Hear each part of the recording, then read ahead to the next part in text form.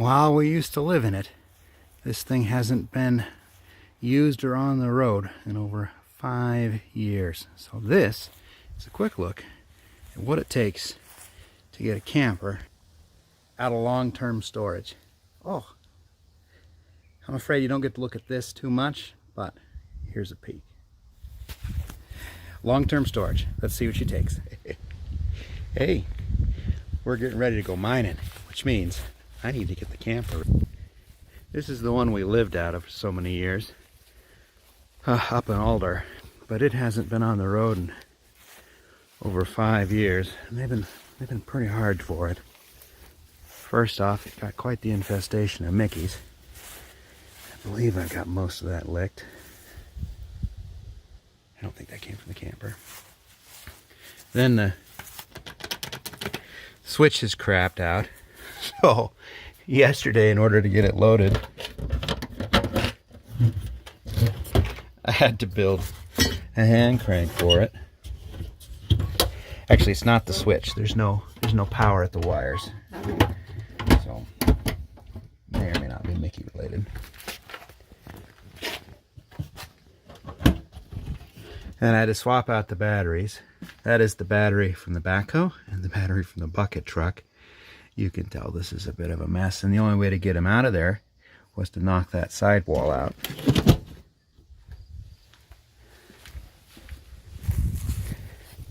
But you can see she got some low tires.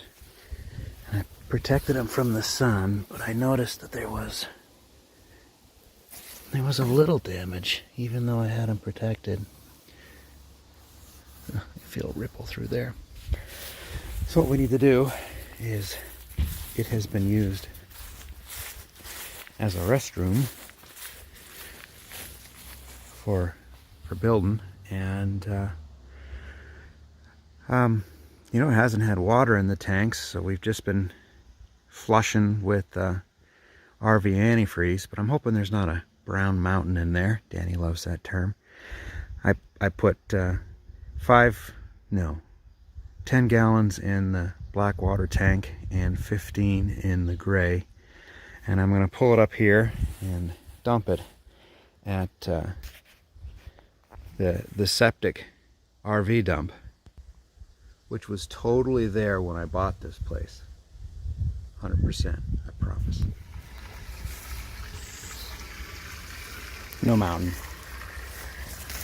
Okay, so the way the double valves work, and I highly recommend everyone does this. You've got your regular internal camper valves, so the big one is the black water, the small one is the gray, and then you've got an external valve there.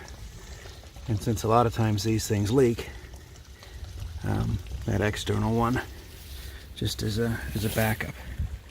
But once everything is done draining, then you close this and you open the gray water and you let the gray water flush back up into the black water tank for 10-15 seconds. Then you close the gray water tank and open this, and that allows you to back flush.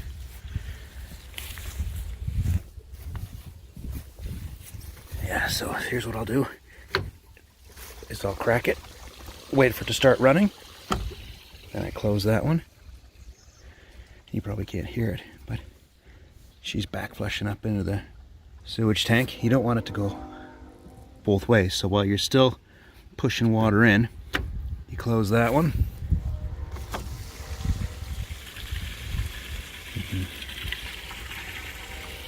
Get the last little dregs out. Works pretty good. Alright, on to propane tanks. So this one's got something in it. This one's totally empty. The problem is, they haven't been certified since 1992. And so, when you bring them 30-year-old tanks, God, was it 30 years ago? Yeah, Jesus, it was. When you bring them 30-year-old tanks, they don't like them. However, since they've been in this rack, they're always in good shape.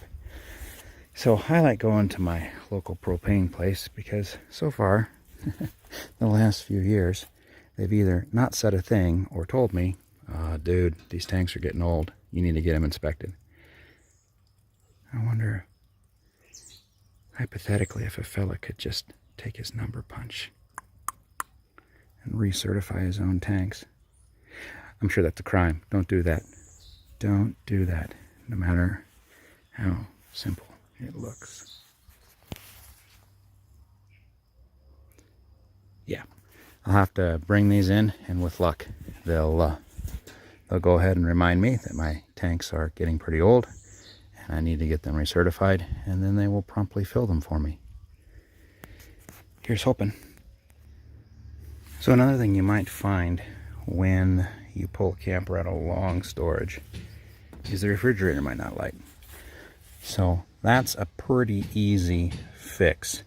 And first thing we got to do is pull this cover off. So I'm going to go ahead and do that, and then I'll show you what you do next. Okay, so you see all that down in there? That's rust. This is the heat exchanger coil, and you know, in a 30-year-old camper, they collect. Oh yeah, perfect. See that pile right in there? So pretty much guaranteed that was never ever going to light. So this is your actual burner orifice. This one has a self-igniter. You might also have a pilot light model, but it doesn't matter. This is your actual burner. And when it's running, there'll be little lumps of blue flame right there. You see the fact that it is completely covered in rust? Now that's fallen out. Look at it come down. That's fallen out of the chimney stack unit. It is not going to light with that in there. So what you need to do is get it and blow all that out.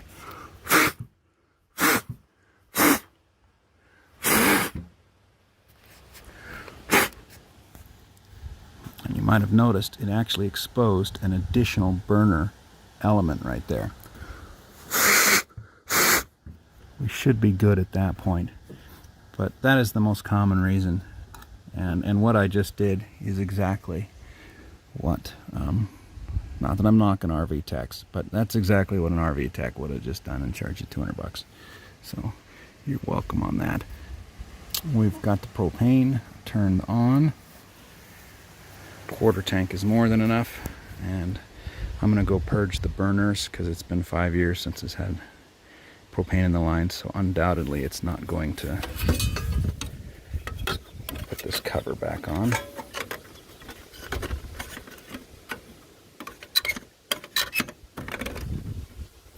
Undoubtedly it's not going to want to light right away, so I got to go purge the system, and then we'll see if I can get it to light.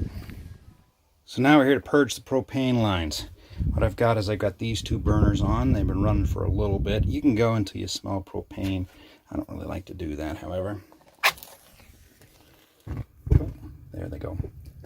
Both of them have lit. So I now have propane through there in the system. Perfect. What's not perfect is I can clearly see a mouse nest. Oh, yeah. Out in farm country, you might have to evict Mickey. So I'm going to have to evict Mickey from in there. All right. But that now does mean we can turn the refrigerator on. And it flips over to gas. It's doing what it's supposed to do. You should never have a refrigerator running when it's this tilted. All I'm trying to do is test it.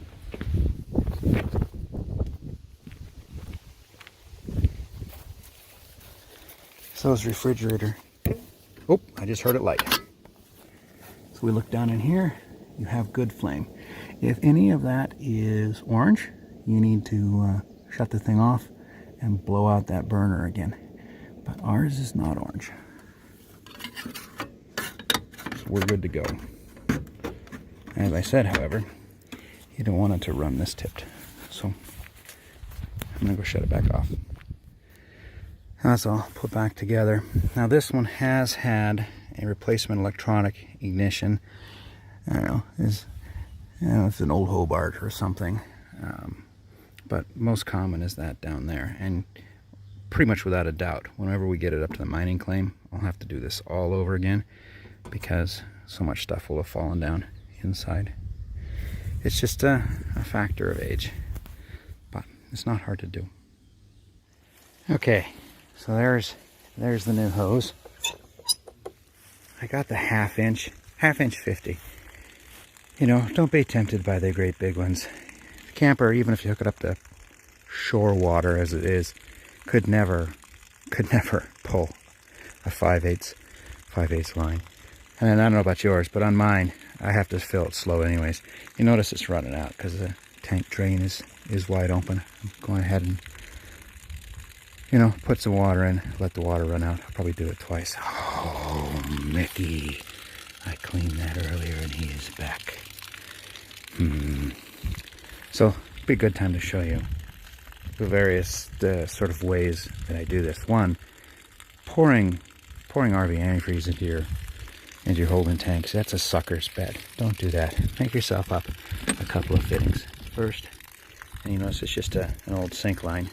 This one allows me to connect to air. You gotta be, this has no regulator of any kind, so you gotta be careful and only put like 20 psi to it. But that allows me, once I've drained my lines, to blow them out. Then, I understand that should be good enough. But I have never burst a line here in Montana, because I also made up this little bulkhead fitting, and that, as you might recognize, is the top to an RV's antifreeze bottle. So you basically unscrew your tank. I better show that. So the fitting coming out of my water pump was plastic, and the years of taking it on and off when we lived in this thing was starting to show its age. So I added, should be brass, but I added basically a steel nipple so that I have a hard point that I can screw to. I then screw that on, and somebody stands here with the RV antifreeze bottle, and they hold it up, and then I turn the pump on and open the valves, and they have to stab a hole in the antifreeze bottle or it'll suck it flat. But that's how I do that. And then you don't have antifreeze in your main holding tank, which, while the drains don't get it out completely, as long as you leave your drain open, that big flat expanse, even if there's a little water, it'll freeze. It won't do anything. And then this is just when I'm not connected to good water. That's just an RV anti-filter, or an RV water filter. That's what we used in Alder. The water comes out of the hoses there is actually orange. So you don't want to be drinking that. It tastes like crap. Okay, it looks like that tank is draining itself down, and I'll get to the actual act of filling it. This thing hasn't had water in its tanks in 5 years, so I suspect I'll have some funny tastes to begin with, but we'll get through it.